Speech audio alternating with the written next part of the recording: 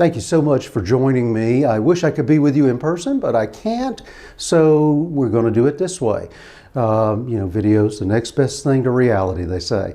I'm going to speak to you today about a topic and a place that is very near and dear to my heart, and that is Prospect Bluff Historic Sites. This place is on the Apalachicola River. It is 20 miles north of Apalachicola by water. So if you got in a boat at Apalachicola, Florida on the Gulf or on the bay and went up the Apalachicola River in exactly 20 river miles, you would come to Prospect Bluff. Prospect Bluff is one of the most significant historic sites, not just in Florida, but in the United States, really in North America. In fact, it had an impact on world history, and that's what I'm going to speak about today. Prospect Bluff was long known to Native Americans. In fact, they had lived there for thousands of years before the first European settlers came there. And the first Europeans that we know about to settle there were a group of pirates, or as they called themselves, privateers, led by a fellow named William Augustus Bowles. Now, Bowles is interesting to our story because one of the things that Bowles did as he tried to set up this sort of kingdom or empire for himself in Florida was to both enlist the Seminole, the Miccosukee, and the Lower Creek Native Americans, but he also tried to enlist as many Maroons as possible. And Maroons, of course, is what this event is all about, or are what this event is all about. Bowles was one of the first to realize during the 19th century in North America that Maroons fighting for their freedom could play a large role in military operations. And as a result of that, he sent parties of Seminole, Miccosukee, and Creek warriors into Georgia, into East Florida, into Spanish East Florida, into other areas, and had them bring back as many newly liberated, formerly enslaved people as he could. And these black families became the foundations of a community of Maroons who, when the British arrived during the War of 1812, were already living on the Apalachicola River. In fact, there had already been Maroons living on the Apalachicola and Lower Flint and Lower Chattahoochee rivers since the times of the American Revolution. We know that they were there because there is a map that shows one of their towns there as early as 1778. Now, what led to the British intervention during the War of 1812 was a letter.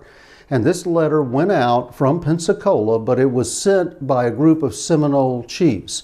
And they were led by Thomas Perryman and his son William Perryman. Both had sided with the British during the American Revolution. And they were concerned because the Creek War of 1813, 1814 was erupting up in what is today Alabama and, of course, what was then Georgia. But at that time, it was part of the Creek Nation. And they were concerned that because this war was spilling over to the United States, that U.S. armies might invade their territory and not distinguish between them and the Red Sticks or nativist Seminoles and Creeks that they were fighting against. So the Perrymans, who were trying to stay neutral at this point in the Creek War, sent a letter to the governor of the Bahamas. And they had this letter placed aboard an English ship that happened to visit Pensacola in September of 1813. And it said, and I'm paraphrasing this, but it said, "We pray that you will send us arms and ammunition so that we may defend ourselves, but also that you will send some of your redcoats to fight alongside us in case we are attacked." And they pointed out, when the British needed them to help defend St. Augustine during the American Revolution, they were there. And so now they were asking the British to come back and help them in return. Well, this letter made it to the Bahamas. From the Bahamas, the governor sent it on to Great Britain itself, to England.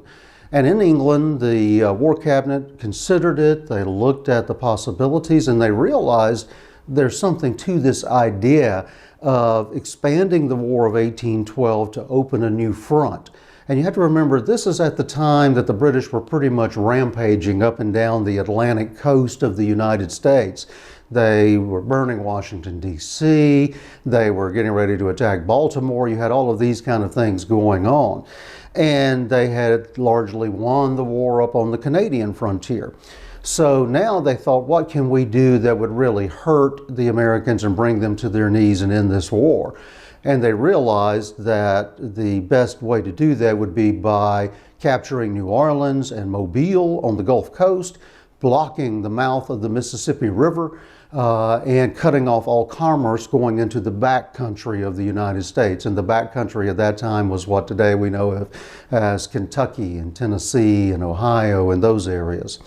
And so the British thought, you know, these chiefs down in Florida, they have a pretty good idea. So why don't we open a new front in the war along the Gulf Coast? And of course, this became known as the New Orleans Campaign. But initially, they decided to start it by sending a force of British Royal Marines to the Gulf Coast of Florida, specifically to Apalachicola Bay. They knew that from Apalachicola Bay, they could make contact with the two chiefs, Perryman, and with other Seminoles and Miccosukees and Creeks, and began to distribute arms and ammunition to them. They could also begin to enlist the Native American warriors into the British forces to fight against the United States and give them some basic light infantry and cavalry training. At the same time, they were having success over on the Atlantic coast in enlisting Maroons into a corps of colonial Marines. Now, the only difference between colonial Marines and Royal Marines is that the colonial Marines were raised on this side of the Atlantic, which meant that they were raised in the colonies, as Great Britain liked to call us back then, and still likes to call the United States today. If you have a friend from England, they will likely tell you or ask you, how are things over in the colonies today? And that's the way the British thought about the United States still, and other areas in the Caribbean hemisphere, or in the Caribbean area at that time. So they sent ships to Apalachicola Bay. They arrived in the bay, or off the bay, in May of 1814. And it was too shallow in the bay for these large warships to get into Apalachicola Bay. There are a lot of oyster beds there then, as there are now. So they began to land arms and ammunition on St. Vincent Island, which is today a national wildlife refuge. And this led to a rapid growth in the number of people coming to the Apalachicola River, so much so that Captain Woodbine realized quickly, and by quickly I mean within a matter of a week or two, that he needed to move up the Apalachicola River some to a better location that wouldn't require people coming to his camp to have to cross over Apalachicola Bay and dug out canoes or whatever types of vessels they have. So he quickly settled on Prospect Bluff, which, as I mentioned, is 20 miles up the river. He went there.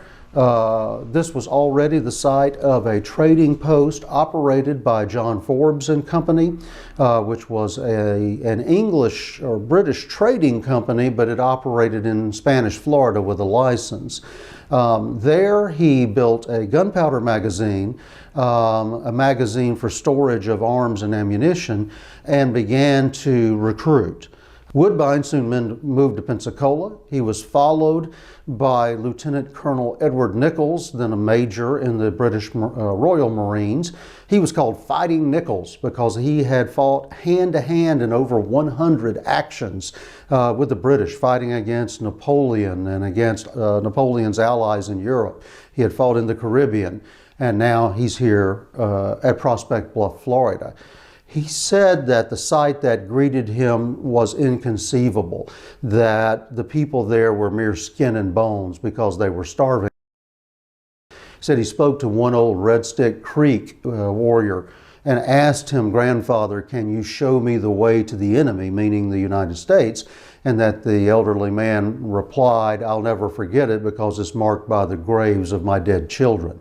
They had all died being killed or starving on their way down to Prospect Bluff to seek some kind of relief to save their lives." Nichols soon followed Woodbine to Pensacola. They attacked Fort Boyer, which is at the mouth of Mobile Bay, unsuccessfully. They were attacked in Pensacola by Andrew Jackson himself and forced to withdraw back to Prospect Bluff. At Prospect Bluff, as all of this is going on in the fall of 1814, Nichols ordered the beginning of construction on a fort. And British reports indicate that it was built according to the plan of the Venetian octagons. And the Venetian octagons were defenses that defended the port or the harbor of Venice in Italy. And the main fort was octagonal in shape. Despite some current conjecture that it was a blockhouse or unfinished blockhouse, two-story kind of blockhouse with a roof on it, there's nothing in the records that indicate that type of construction. What the records do indicate is that it was built after the design of the octagons of Venice, so it was octagonal in shape. The walls were very thick and filled with earth, so that if a cannonball hit it, they would just bury themselves in the earth. The exterior was built of logs, the interior was built of logs, but the logs were laid horizontally.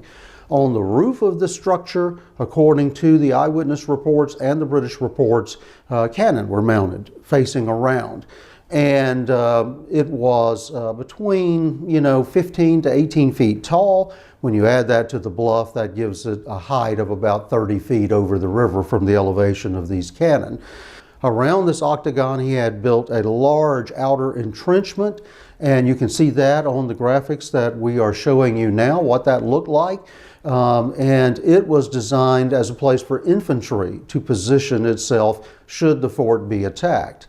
The British remained here, continued building this fort until just about the end of May of 1815. And then that's when the War of 1812 being over, they withdrew from not just Prospect Bluff, but a second fort they had built upriver on the site of today's Chattahoochee. Now, this fort is today known as Nichols Outpost, and while Prospect Bluff has not been open to the public for a long time, Nichols Outpost is open to the public daily.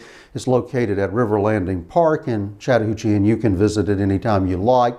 Recent archaeological study there has revealed the design and the shape of that fort, so we are learning a great deal more about it. And there were Maroons, Colonial Marines, Jamaican troops at both of these forts on the Apalachicola River when the British were there. Anyway, the British left in about May of 1815. The majority of those who decided to evacuate from Prospect Bluff were taken to Trinidad. And this is because the British had promised them a place to live, have a home of their own, a little farm of their own, if they served the British cause. And so when the war ended and Colonel Nichols began writing out their discharge papers, or freedom papers, he asked many of them, where would you like to go? Would you like to stay in the Marines? Would you like to go to Nova Scotia up in Canada? Would you like to go to Trinidad? And the vast majority said Trinidad. And that's because climatical conditions would have been more like what they were used to in Florida and the Caribbean. It was very cold in Nova Scotia. And even those who went to Nova Scotia, many of those later relocated back to Trinidad. There was, however, a group or one company of about 80 men in the Colonial Marines, and there was not enough room on the ships at the time they were evacuating for them to go as well. And so Nichols told them, if you will remain here, protect the fort, protect all of these arms and ammunition that I'm leaving in it for the Native Americans, and that's written in the British record, that that's what all of this armament was for. He was leaving it so the Native Americans, the Seminole and the Red Sticks, the Miccosukee, would be able to protect themselves against the United States.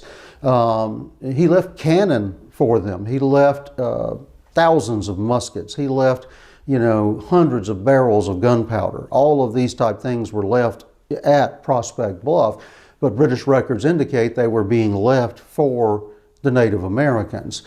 Unfortunately for them, the United States was not very happy about the idea of this fort, now almost completely occupied by free black families, so close to the southern border of the United States. There were also a number of Choctaw Red Sticks there. Plus the Seminole, the Miccosukee, and the Creeks were coming and going, picking up guns and ammunition as they needed it from the magazines there because it belonged to them. It was given to them by the British. Well, the United States agent for Indian Affairs, Benjamin Hawkins, wrote to Washington, D.C., and he coined a term that you probably have heard. He called this fort at Prospect Bluff, which the British never really had a name for, they just called it Prospect Bluff. He called it the Negro Fort. And he did that to get the word through to U.S. authorities in Washington, D.C., particularly those from the South, that this was a fort occupied by, as he phrased them, runaway slaves. He believed that many of them had come from the United States, but subsequent events would teach us that most of those in the fort after the British withdrew were actually from Spanish Florida or from the Native American towns. Hawkins began pleading for an attack on this fort to recapture.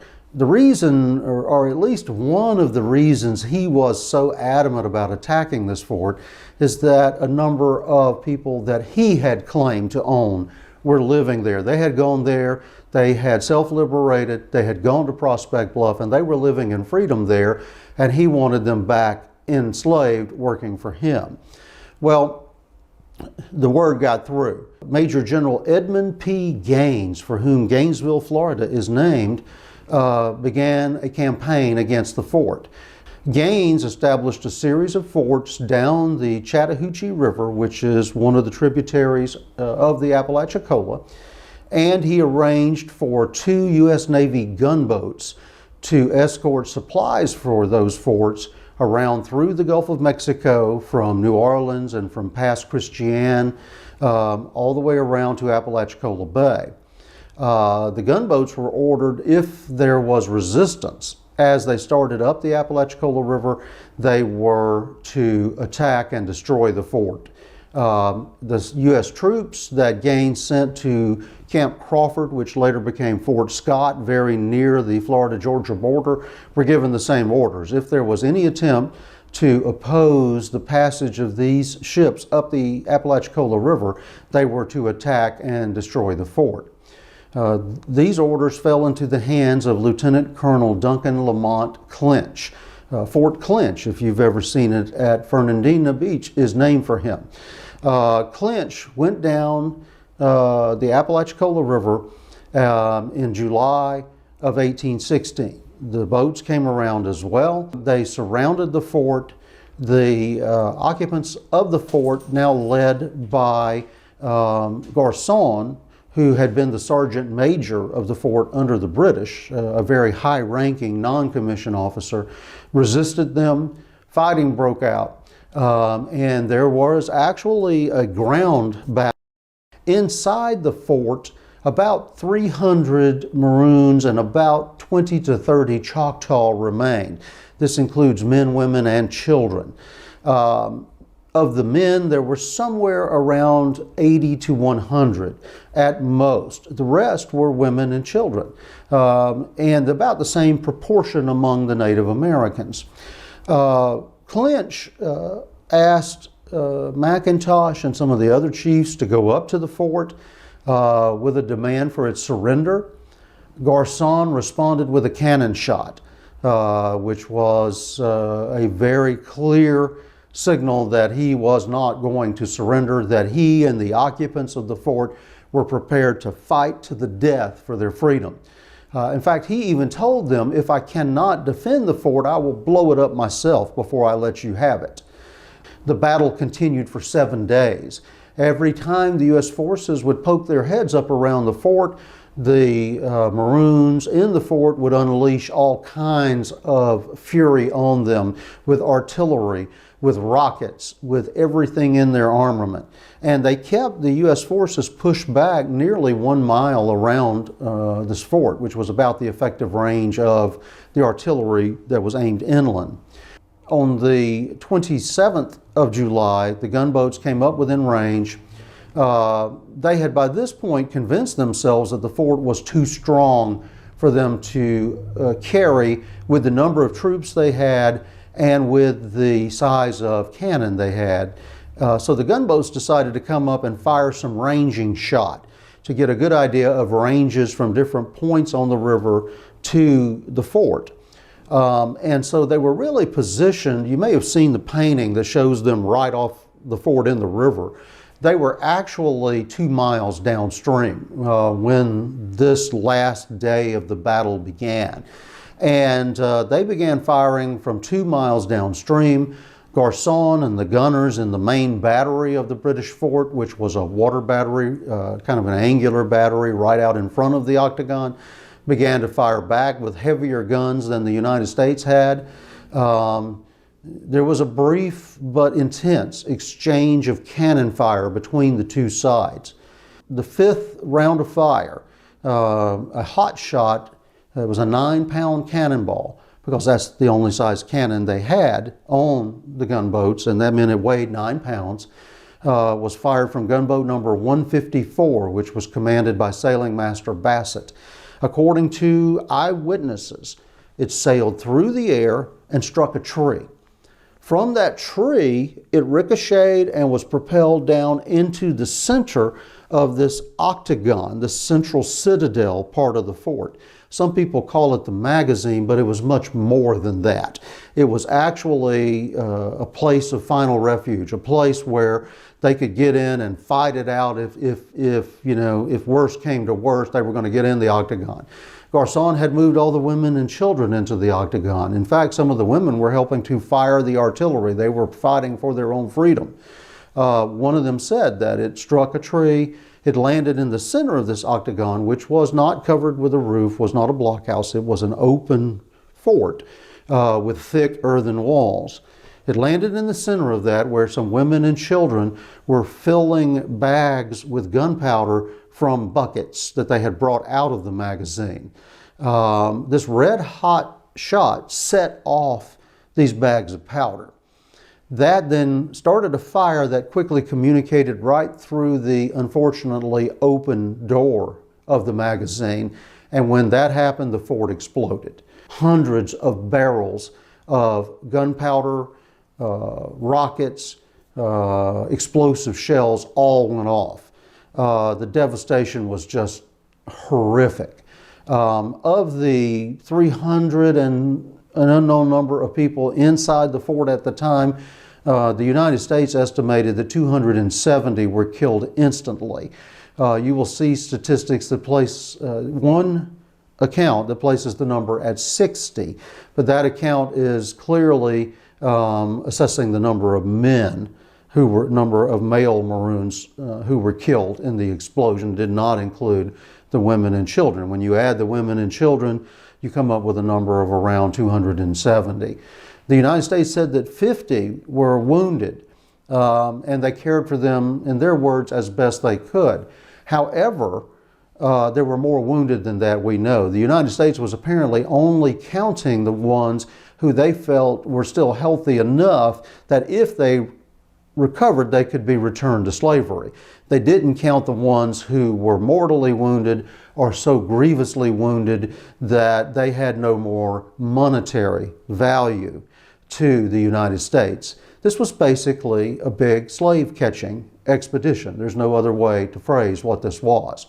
The explosion leveled the octagonal central part of the fort, except for sections of the moat and some sections of the earthwork that could still be seen.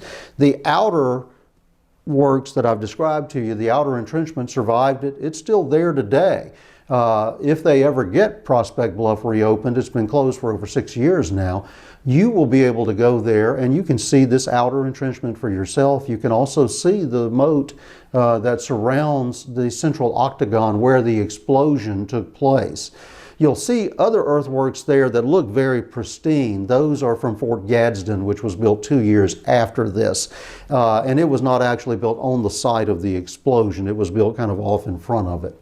We know from an account written later that fall that when Captain Woodbine, who by now is a civilian, finally arrives back on the scene with a ship to try to evacuate the remaining people at the fort, he found it had been destroyed. and that a number of walking wounded came out of the woods and met with him and told him what happened.